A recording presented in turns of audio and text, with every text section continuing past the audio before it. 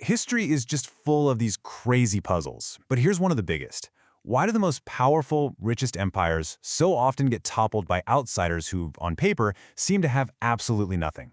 Well, it turns out there's a really fascinating theory that explains this underdog paradox, and we're going to dive right into it. So, if you had to place a bet, who wins the long game of history? I mean, common sense says you back the team with the most money, the biggest population, the best tech, right? But as we're about to see, history just loves to throw that idea right out the window. Okay, picture this. It's ancient China, around 250 BC. All the smart money would have been on the state of Chu. I mean, they had it all. The people, the resources, the trade routes, the whole shebang. And yet, it was the poor, isolated, kind of backward state of Qin that somehow defied all the odds and unified China. So what gives?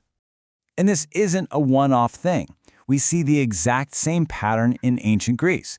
You had Athens, the absolute center of the universe, innovative, wealthy, with an unbeatable navy.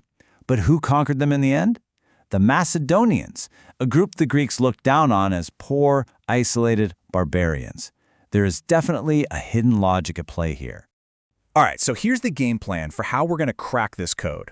First, we'll dig into the paradox itself. Then we'll uncover 3 hidden keys to power.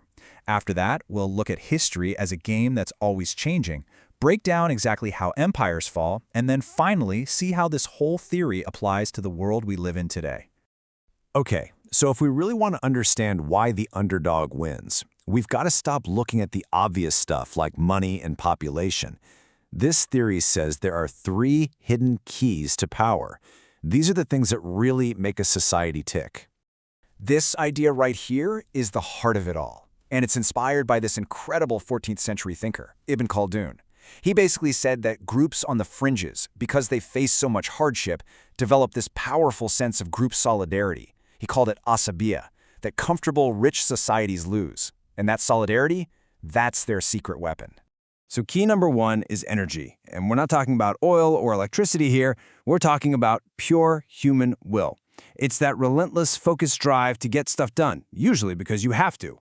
And you know what happens when a society gets too comfortable, right? This is the very first thing that starts to fade. Key number 2 is openness. And this one's all about humility.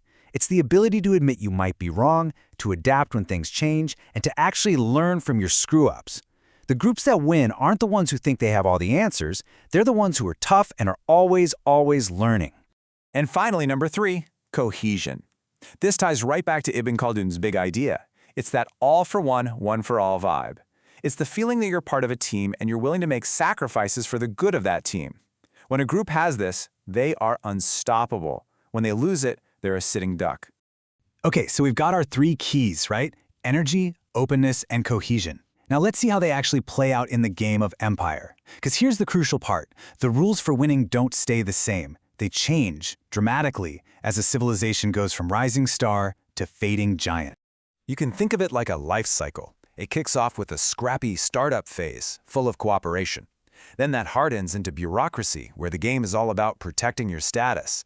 This can shatter into a warring state's free-for-all, before one winner emerges and creates a stable equilibrium, or empire. And that's when the real battles move indoors.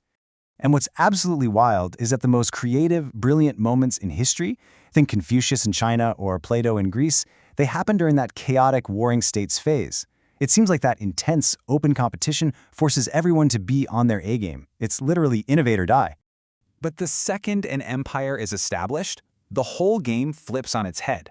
The goal isn't to be the best or to innovate anymore. Nope, the goal is just to hang on to power. The biggest fights are no longer against external enemies, but against the other guy down the hall in the palace. So, how does all this backstabbing and infighting lead to a total collapse? Well, this is it. This is the moment the underdog has been waiting for. The empire gets so obsessed with its own internal drama that it forgets to lock the front door. And I mean, just look at the contrast here. It's night and day. On one side, you have the rising tribe, energetic, open, and totally cohesive. And on the other, you have the falling empire, corrupt, closed off, and hopelessly divided. They're not even playing the same sport anymore. So here's the playbook for how it all goes down. Step 1. The factions inside the empire get desperate to one-up each other. Step 2. They make a fatal mistake. They hire foreign mercenaries to help them win. Step 3. These hungry outsiders get a front row seat. They're basically getting a masterclass in the empire's best tech, its strategies, its weaknesses. And then, step 4, the flip.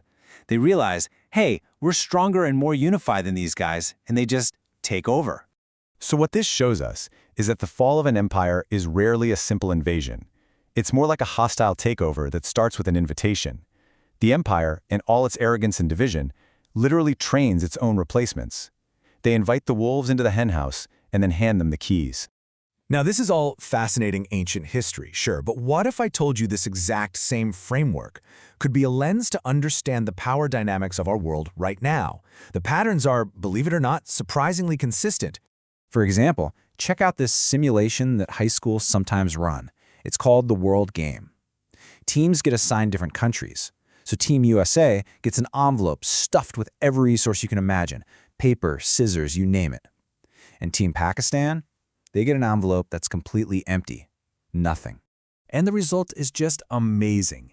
At the end of the day, Team USA is the wealthiest. Okay, no shocker there. But who comes in second place? Team Pakistan, the team that started with absolutely zero. How on earth is that possible? Well, it's because having nothing forced them to be energetic, open, and cohesive. They had to hustle. They had to beg, borrow, trade, and work together with insane creativity just to survive. Their poverty actually became their greatest strength. It just goes to show you that having everything can actually be a huge disadvantage. So if we take this theory and apply it to modern geopolitics, well, things get pretty provocative. The source material suggests that the nations to watch might be ones that suffered devastating losses in the past, forcing a total societal reset. That kind of experience can forge that energy, openness, and cohesion we've been talking about. Of course, this is just the theory's application, it's not a crystal ball. And that really leaves us with one big question to chew on. If this theory holds water, who are the underdogs of today? Which groups or nations or maybe even companies are out there on the margins right now, being forced by their circumstances to be more energetic, more open, and more cohesive than the big players?